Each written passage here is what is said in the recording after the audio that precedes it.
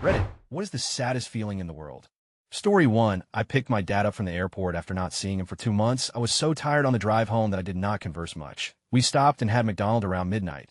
The following morning, he had a stroke and eventually passed. 3 years later, my mom is on life support due to a disease that took over her lungs. She was on life support with a machine breathing for her. She was coherent and was able to hear me and respond to my questions by squeezing my hand. The doctor told me that I needed to make a decision on keeping her on life support, something I was not prepared for nor could do. She was my best friend, for crying out loud. I wanted what my mom wanted, so I started to ask her if she knew where she was, and she squeezed my hand, letting me know she knew. I then asked her if she knew she was on life support, which she responded she did. Finally, I asked her if she wanted to go be with Dad or stay with me and my sister, and I'll never forget how hard she squeezed my hand, signifying her desire to be with my dad. This was the single most heart-wrenching moment of my life. I will never forget it. I get tears and feel weak as I type this. Though it does feel good to let it out, I have only mentioned this once before today, and it was on a thread on Reddit. Thank you for anyone that cared to read. Story 2. Purposelessness. Not having a goal or passion. Not wanting anything. It sucks. Edit posted this and went to sleep, surprised it got so big. Thank for your words. Guys, it's nice to know I'm not alone. Also, thanks you and Practical Luggage for the gold. Never had it, so I'm not sure what it's really for, but thank you anyway. Story 3. Grief over someone's death. It's hard, especially the first time you experience it, to comprehend that an entire life and everything that goes with it has been snuffed out, and that no matter what, you will never see that person again. To me, that's the saddest part. Story 4. A good friend of mine lost her 20-year-old son unexpectedly one day when he just literally dropped dead in college studying at his desk due to some undiagnosed heart problem. 1 year later, she buried her husband, who died of cancer, leaving her all alone. I learned from her that there is some sadness that never leaves you, and to hug my family members and tell them I love them whenever I can, because you never know what will happen. Story 5. When you're sitting in a dark room in front of a computer, it's 3 a.m. and you're all alone, scrolling your files for something to do, refreshing the front page of Reddit every 10 seconds just to see if something new has been posted, looking through your Steam games catalog and finding no games that appeal to you at that moment. You just sit there in the dark, doing nothing for hours, contemplating all of your options until the morning sunlight shimmers through your curtains. The rays of defeat shine upon you as you lower your head in shame, whispering to yourself, I should have just played League or Counter-Strike. And then you go to bed, wake up, repeat. Story 6. Being suicidally depressed and alone, trying to reach out to people and having everybody turn you away. Thanks for the concern, everybody, but I'm fine right now, still struggling with the depression but far and away from being suicidal. Story 7. The worst pain in my life was from the day I interrupted my husband's suicide attempt this past August, opening the guest room door to find his army uniform laid out on the bed next to a big bottle of pills and booze sent me in a silent shock. I didn't cry out, freak out, but it was almost like an icy cold blade in my stomach. I couldn't react and knew I needed to find him. Seeing his face as he came up the stairs with his army boots, the only piece missing from what he had laid out, seeing his true despair and his realization that I knew what he was going to made it almost too hard to bear, he dropped the boots and ran. That night, after admitting him to the VA, I cried in the bathroom of the VA, wailing inhuman sounds of grief that came, unwanted, from deep inside. I had held myself together to get him safe, but when all was over, it flooded over me. I felt as if I had already lost everything. I felt helpless. I felt responsible. I could have lost my beloved. He was hurting that bad, and I almost couldn't help him. That's a pain I wish on no one. I still see his uniform laid out whenever I see the guest bed. Story 8. I have 3 siblings who all have little ones. As it is 2015, I often see my siblings post photos of their kids, especially baby pictures, and the happiness is contagious. My siblings are rightfully so elated to be parents. It's clearly one of the most fulfilling things they've ever done. But I have a 4th sibling, too. She was my parents' first. She died when she was 3 years old in 1979. When I was growing up, my parents had no problem talking about her, but we didn't talk about her all that often. I knew that they loved her and that they were holding on to the idea of an afterlife so that they may see her again, but we just didn't talk about her much. This past Christmas Eve, after having a really nice dinner, my parents and I came home and busted out some photo albums. My dad is recently retired, and he's making these albums in chronological order for us kids to have. One of the first albums had photos I had never seen before, photos of my parents' life together. When it began, photos of my sister. So many photos of my sister, the same kind of photos I see my siblings take of their children. And I get it now, my parents were just as happy as my siblings are now. So, excited, thinking they had the best lives, to be so lucky as to have such a beautiful child, and the sadness is overwhelming to me, knowing how the rest of the story goes. No one deserves to lose a child. Story 9. 6 months ago, my 21-year-old brother shot himself in the head. I will never forget the phone call my mom got saying there was an accident, and we needed to get there as soon as possible. The screams that came from my mother when she got the call were unreal, unlike any movie character scream ever. She threw the phone and was just screaming over and over. We had left the night before to go to a friend's birthday party, 2 hours, and a ferry ride from home. When we left, my brother was having some friends over to drink and hang out. Now he was dying. We called the ferry and explained the situation since the line to the boat was tremendously long. It would take hours just to get our turn in line, but the ferry people let us move first in line for the next boat. It still felt like it took forever to get home. On the ferry, my dad and I stepped out and just held my weeping mother.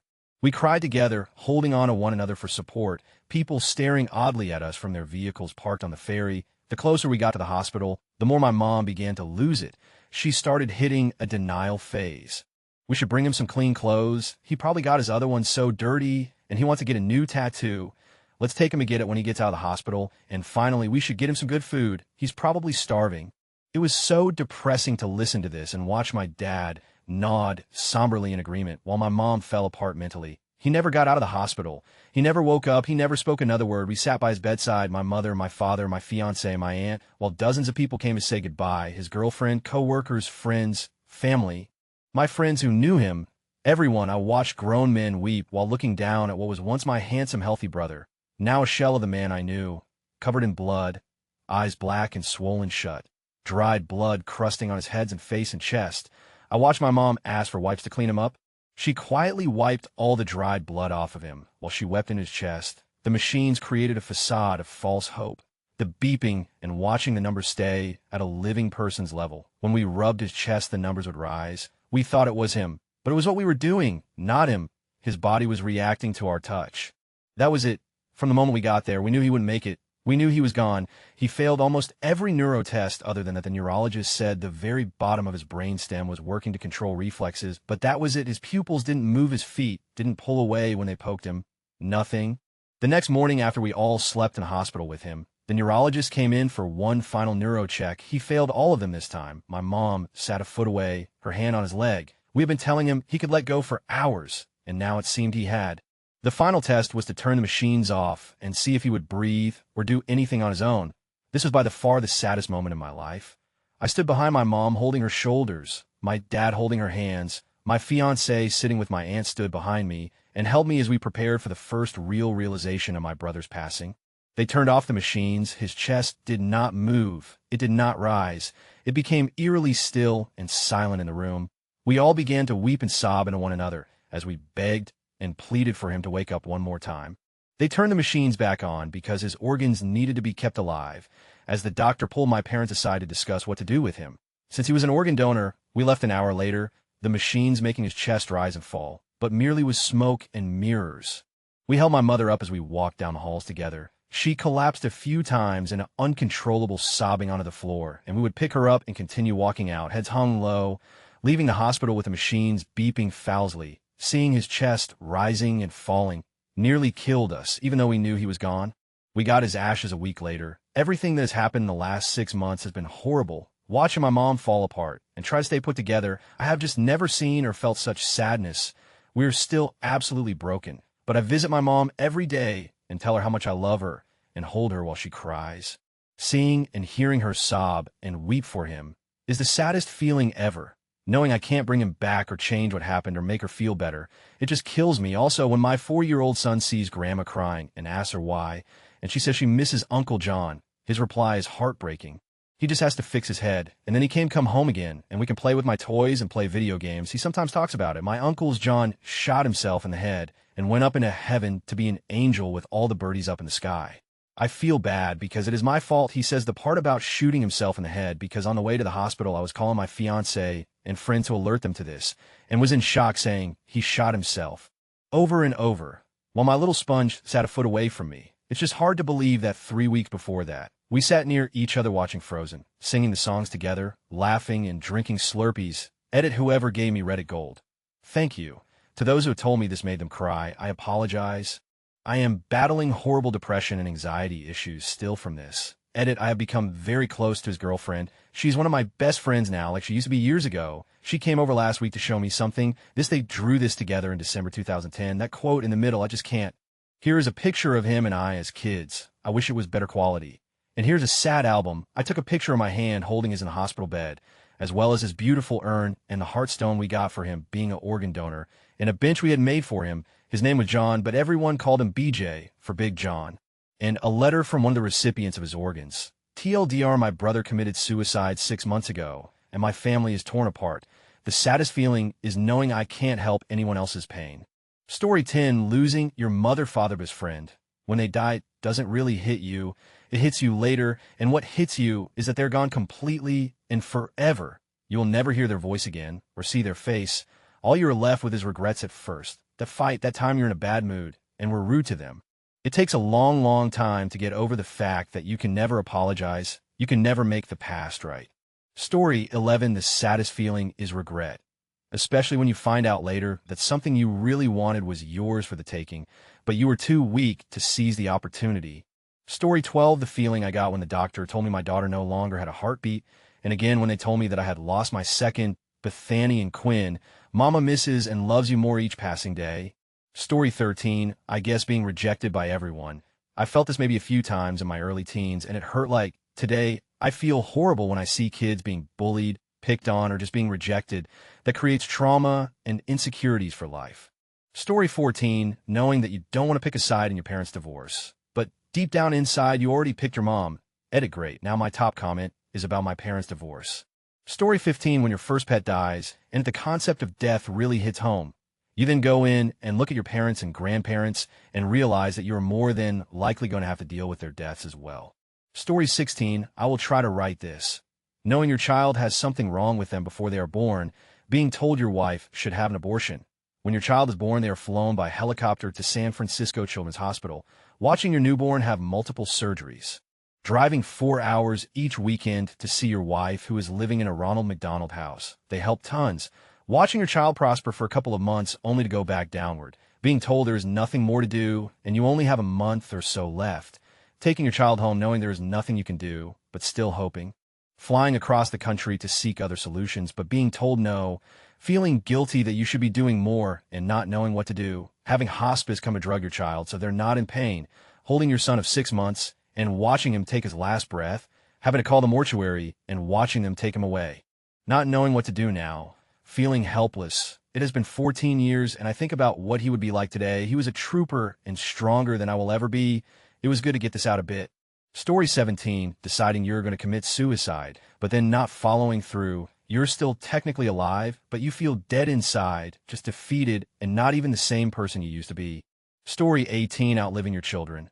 I know there's a lot of hate for as a parent, people, but once you procreate, you create a whole new kind of love that you never even knew about before. I mean, I love my wife, my mom, my dad, my brother, etc. But if there was a way to sum all of that love, it would still be less than the love I have for my daughter. I would die for her in the most literal sense of the word. So yeah, if I were to outlive her for any reason, I would be inconsolable. Story 19, as an international student, I say being lonely. I don't mind to be alone, but I don't like to be lonely, the lack of connection of people around. Sometimes you just sit there and let the thoughts run. It's just you and yourself there in a quiet room. Don't know what else to do beside thinking how lonely you are. Then you can't talk to anyone about this because they don't understand. If they do, they probably don't care. You end up not having many people to talk to. Story 20, my story doesn't compare to most of these people's stories, but I came out gay to my father, my best friend, when I was 17, the day before I told him we were out at a baseball game. Went out to our favorite restaurant and had a great time. When I told him I was crying, and he said he just wanted to help me with whatever is wrong, that I could tell him anything, I'm gay, and he hit me, and told me I will never accept that. He left our house, got in his car, and drove off. He came back, ran through the door, tears in his eyes, threw me to the ground, went to my room, handed me a few things from my room, dragged me to our front door, took my phone from my pocket, and handed me 20. Go to your aunt's house. I walked across town and stayed there. My aunt is liberal, but I was too scared to tell her why I was kicked out of the house. So I just told her I'm going to fight about what we thought was right and wrong. The next day, my aunt told me there was a phone call for me. It was my dad who said he wanted to meet for breakfast.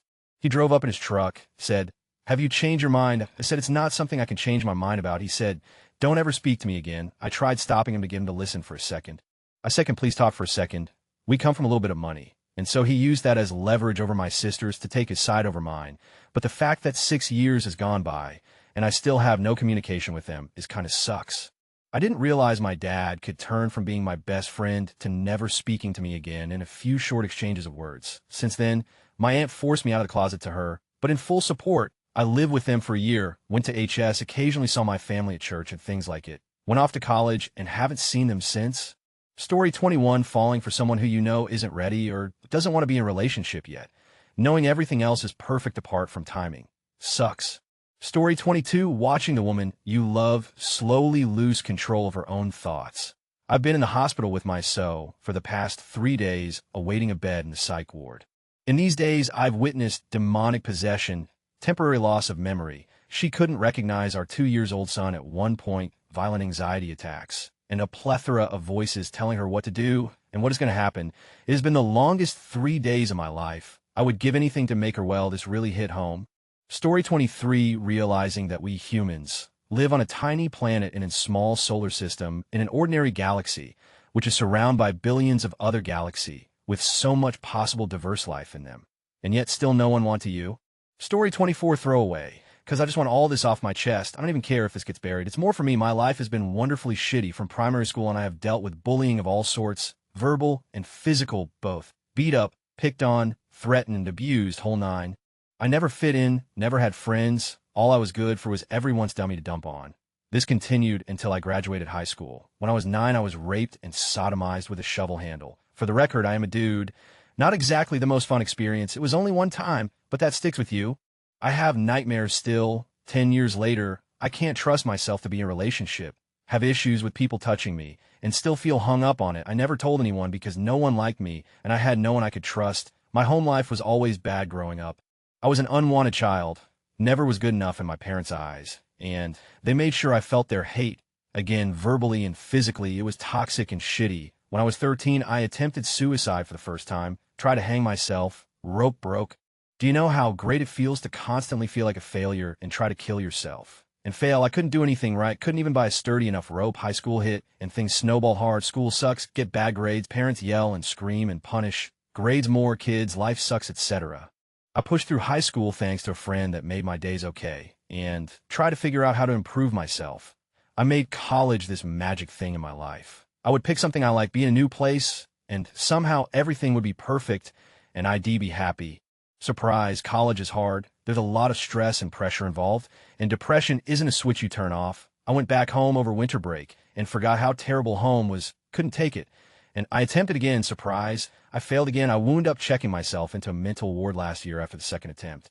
God, that was depressing, but at the same time, it was what I needed. Therapy and support of some friends has made life bearable, and switching majors has given me some hope. The saddest feeling in the world, though, I found that out about a week ago. I am by no means happy, but there is improvement to be seen. I still feel like, though, still find myself crying at the drop of a hat, still cut myself, still have dark thoughts, still have insomnia. A friend of mine has broke up with his of 3 years, and it's not going well for him. He's doing everything I normally do to feel better, drinking, smoking, crying, curling up on the couch all day, being unable to eat or sleep. I see this and am able to identify. This is my life, and I have been helping him know it, but it has highlighted the worst part about my depression. The worst feeling in the world is being under a crushing amount of emotional weight, dealing with this every day, and just accepting it as reality. It's my life. I've done this for years, and I'm not happy, but I'm okay with it. If I woke up tomorrow magically happy and free of depression, I don't know what I would do with myself, because depression is my life. It all but defines me. I've felt like for years, and while I hope to get better and I want to change, I also am old hat at this, and nothing is sadder than being good at being depressed. If you stuck around this long, thanks for reading. Story 25, when a girl dumps you because she doesn't have any time for relationships, and then you find out she has a new boyfriend in few days. Source life. Story 26, when you've worked your absolute hardest at something, but you still fail. I tutored algebra last year to high school students, and one student, his name was Ryan, would slave over every problem. He worked so hard, and you could see he put 100% into the work, but he got nervous at test time and failed his quizzes repeatedly. He would come into the tutoring lab every week with his quiz and on the verge of tears. It was incredibly sad to see. Story 27, where do I start? hearing a gunshot and running out of your bedroom to find that your dad has committed suicide in the other room, or walking into your living room 20 years later and finding your mom hanging from the ceiling fan. Many other deaths, family and pets in between. Death is sad. Story 28, what happens to a dream deferred? Does it dry up like a raisin in the sun or fester like a sore and then run? Does it stink like rotten meat or crust and sugar over like a syrupy sweet? Maybe it just sags like a heavy load, or does it explode? Story 29, as a person with intense anxiety about romance, emotional intimacy, not the breakups themselves, but returning to the same spot after each one. The spot of knowing that you ruined it. You can't control your emotions and be stable or dependable in that one area, even though you do just fine in any other aspect of life. Knowing that I would be an amazing father and super supportive husband, done work in childcare, have great family relationships, and yet probably never will, because I ruin every single relationship by being too needy, too anxious, and being stuck in this stupid cycle. Then I get over it after a while, get myself together, get confident, go out and land a great girl with little effort, have a great few months together, then the euphoria starts fading, and suddenly I need her, and am so insecure, and how to do, I always do this, and boom, toxic, one more life I'm shut out of. Why can't I be normal? Story 30, 10 years ago, my mom was in a head-on collision with a driver who fell asleep at the wheel and veered in her lane on her way to work. I was 19. She was in a medically induced coma by the time any of us found out. She eventually came out of the coma, but the brain damage ruined her. She lost all her motor skills and is basically paralyzed down her left side. She needs diapers now, but that's not what makes this all so painful. The real tragedy is that her mind is also destroyed. My mother was a firecracker for 100 pounds of determination, grit, humor, toughness, fierce intelligence, kindness, strength, and love. She was my rock. She was my inspiration. She raised herself up from a working-class upbringing through nursing school. Working as an EMT, more school, and then she was a nurse practitioner, more school, and up the corporate medical ladder. She showed me that success is earned, and that limits our illusions. She also challenged me constantly to become a better person. She made me laugh. She didn't believe any of my bullshit. She loved watching Ravens games with me. She worked 70 hours a week, but never missed seeing me or my sisters in a football game, wrestling match, field hockey game, concert, or school play. And now she's not herself. She's not smart anymore. She's comparable to a mentally challenged child now. She doesn't know who I am on sight anymore. She usually thinks I'm her brother. She says things she'd never say in her right mind. Sometimes it's crass or crude, and I'm embarrassed for her. She can't really form new long-term memories reliably anymore. So, she still thinks I'm engaged to my ex-wife. She lives in a nursing home. It smells like cleaning agents and pee. She has a bed and a chair and a TV. She watches old movies and basic cable. She still loves watching Ravens games, but can't follow them. She just cheers when we do and talks about Johnny U and Ray Lewis and that bum Trent Dilfer. Whenever I visit, she cries when I leave. She begs me to take her with her. She says she hates it there. She knows her mind is broken, but knowing something doesn't fix it. I define my life into 2 eras now, before the crash and after, knowing that any woman who I marry and any children I have will only know this broken shell of my mother makes me so angry and sad. Seeing her is so painful that I can't do it more than a few times a year. And this year, just once, and I hate myself for that. I haven't moved on. I haven't gotten over it. Sometimes I wish she would slip quietly away in her sleep and she'd be gone for real instead of this false life. And then I hate myself for thinking that. Sometimes I lie awake at night and think about all the times I hurt her or disappointed her or didn't make time for her, and I hate myself for that too. But the saddest feeling of all of this pile of is that I was when I was 19, and I stayed for years afterward. And now, at 30 years old, and with my life finally turning a corner, and with all those lessons about hard work and inspirational pep talks she gave me finally paying off, she'll never know the man I grew into. Story 31, the feeling after someone close has died, and the moment you realize that person or pet is never going to come back again, ever, then the regret of things you wanted to say or do, but weren't able to.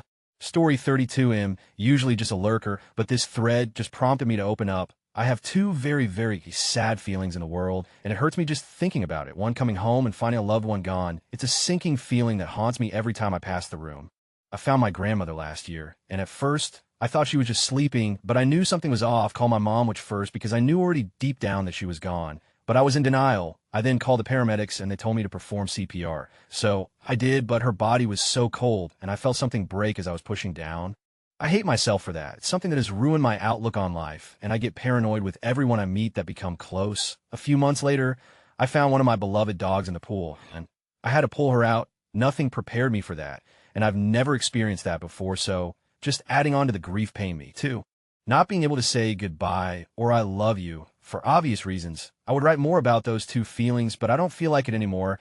They'll probably just wallow in sadness for the rest of the day. Story 33. 6 years ago, I went on a trip to Seattle with my wife. It was just for the weekend, came back super late Sunday night, and just crashed. I got a phone call from my brother asking if I could swing by Mom and Dad's place to talk. He needed someone to talk to and was having girl troubles. I told him I was too tired. I had just gotten off the road after a long weekend full of late nights, and I needed sleep. I told him I would come by in the morning after I got up. He took a shotgun in mouth a few hours later. I was the last person to speak to him. I used the term brother, but I should elaborate slightly. He was my best friend as a child. I met him when we were 8. His mom and stepdad were always fighting and never really gave about him. So I asked my parents if he could stay a few nights until things cooled down. That turned into 13 years and adoption papers. So he was my brother, but I chose him and he chose me. And I could have saved him, but I didn't. I decided I was too tired. Story 34. Watching a loved one slowly die and or lose their self. Having someone die leave out of the blue is sad, but ends quickly. But having to suffer with them, then watch them die, that is the greatest loss one can go through. Story 35. Watching the girl you love find someone else. You can move on, but there's just those few times it slips into your mind and hits your feels with the brute force of 1,000 white, hot, exploding suns. Story 36. My dog was slowly declining in health. Then one day, she wouldn't eat or drink and was getting lethargic. I noticed she wasn't doing well, so I took her outside to her favorite place, my backyard, for what I knew would be the last time. My dad said to bring her inside, and we laid her on her bed, and we sat with her and petted her for hours, just talking to her and hopefully getting her mind off of what she was going through. Then I had to go take a shower, and when I got out, she's laying there with a blanket my dad put over her, and he just said she's got my heart completely shattered for 2 reasons. She was my best friend, and I didn't say goodbye. I feel so terrible because I didn't get to say goodbye to her. 3 days later, my grandfather was taken by lung cancer. 2 or 3 weeks after that, my grandmother passes away. I was never told how she died. October 2012. What a great year for me. Story 37. Saying to your mother, as a lot of teenagers do, you don't really love me. And hearing her say back, you are right, and looking in her eyes and hearing her voice and realizing that she is telling the truth, spending years of your young adulthood denying the truth of it, and then finally accepting it. Then having to care for this person as they age because you are an only child and there is no one else to do it. Story 38. My pops always talked about how he wanted a grandchild. Well, when I got my GF pregnant, he was the first person I called. I never heard him so happy in my entire life. He said that he only wished he could live to see his grandchild born. The next day, I got a phone call from an uncle that never calls me. He told me to come to my father's house. I drove as fast as I could. When I pulled up, I saw the ambulance and a crowd of bystanders. I knew it right then. He was gone. He died in his sleep that night. I was devastated. When I was a child, doctors told him he wouldn't live to see me as a grown man. He proved them wrong. He was such a fighter. He'll never forget the happiness in his voice. After he hung up with me, he must called everyone he knew and told them the news, because that's all people told me at the funeral. There is literally not a day in my life when I'm not reminded of my pops. I love him with all my heart, and I truly miss him. I find myself in tears sometimes just at the thought that he never got to hold his granddaughter. He was my backbone, my foundation. Story 39. The moment you realize, at whatever age it is, that no one will ever fully understand you, what events have molded you into the being you are, why you choose this word over that one. Your hurt, your pain, your moments of happiness. Not your mother, not your father, or your sibling, or the person you choose to spend your life with. It is a sad feeling, but sadly freeing as well. Story 40. Having to force your child to go through an extreme amount of pain, physical, emotional, to the point they are crying so hard they are gagging and choking and pleading with you, why are you doing this to me? And you promised you would never do something bad to me, and you're the one making them do it, and you have to. Worst feeling ever. And I've had to feel a lot in the past few years at it. I just realized my comment made me sound like a monster. I have never abused my kid or anything. If I told the stories, you'd completely understand and probably cry many times over as I have.